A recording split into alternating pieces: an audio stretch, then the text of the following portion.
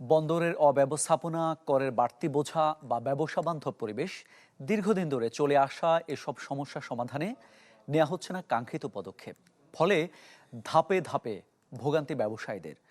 তৈরি পোশাক শিল্পের অ্যাক্সেসরিজ ও প্যাকেজিং পণ্যের 14তম প্রদর্শনীর শেষ দিনে নতুন করে উঠে এলো এসব অভিযোগ। অনুষ্ঠানে সাবেক বাণিজ্যমন্ত্রী জানান, তাদের দল ক্ষমতা এলে অগ্রাধিকার ভিত্তিতে সমাধান করা হবে এসব সমস্যা।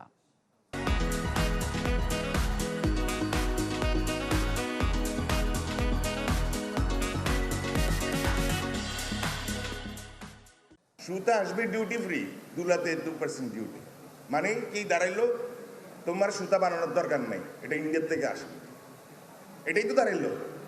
এই আমাদের পলিসি মেকারে শিক্ষিত গোষ্ঠী জনগণ। এলডিসি গ্রাজুয়েশন, বিশ্ববাজারের প্রতিযোগিতা কিংবা অস্থির বাণিজ্য পরিস্থিতি সব মিলিয়ে সময়টা কঠিন রপ্তানি খাতের ব্যবসায়ীদের। সাথে রয়েছে বন্দরে অব্যবস্থাপনা বা বাড়তি করের বোঝা। জানিয়ে ব্যবসায়ীদের এই ক্ষোভ দীর্ঘদিনের, যা নতুন করে উঠে এলো এই অনুষ্ঠানে। উপদেষ্টা বা আপনি এদেরকে কি বলেন, আপনার যারা কর্মরত চেয়ারে বসে আছে, রেসপন্সিবল জায়গায় বসে আছে, এটা কি সিদ্ধান্ত হইল? হাস্যকর না?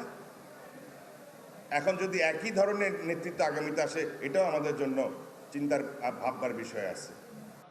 তৈরি পোশাক শিল্পের অ্যাক্সেসরিজ ও প্যাকেজিং পণ্যের 14তম প্রদর্শনীর শেষ দিন ছিল শনিবার, যেখানে প্রদর্শিত হয় অ্যাক্সেসরিজ তৈরির কাঁচামাল, ব্যবহৃত যন্ত্রাংশ, অ্যাপারেল, সুতা, কাপড়, ট্রিম সহ নানা পণ্য। সমাপনী অনুষ্ঠানে তুলে ধরা হয় এ খাতের গুরুত্ব। বক্তারা বলেন, বছরে এসব পণ্য রপ্তানি হয় $1.5 বিলিয়নেরও বেশি, যেখানে প্রণোদনা সহ সরকারি সুবিধা সামান্যই। আমরা শুধু বাংলাদেশ থেকে $0.5 বিলিয়ন মতো সরাসরি রপ্তানি করি প্যাকেজিং, এবং সব সেক্টর সহ $1.6 বিলিয়ন রপ্তানি করি। আপনারা জানেন $700 বিলিয়ন বাজারে আমাদের হিস্সা কতটুকু? খুবই সামান্য পরিমাণ, নগণ্য। $1.6 বিলিয়ন আবার এক্সপোর্ট করতেছে, যে র মেটেরিয়ালস না থাকার পরেও যে র মেটেরিয়াল সোর্সিং করে উল্টো এক্সপোর্ট করা যায়, সেটা আসলে আপনার পথ প্রদর্শক আমি বলতে চাই। আর সাবেক বাণিজ্যমন্ত্রীর দাবি, তাদের দল ক্ষমতা এলে অগ্রাধিকার দেওয়া হবে রপ্তানি খাতকে, গড়ে তোলা হবে ব্যবসা বান্ধব পরিবেশ।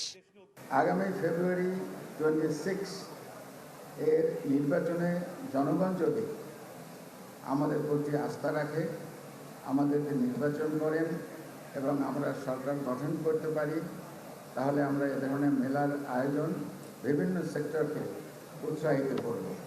প্রদর্শনীতে 1,500 স্টল নিয়ে অংশ নেয় 350 প্রতিষ্ঠান। শারমিন মাহমুদ, চ্যানেল 24, ঢাকা।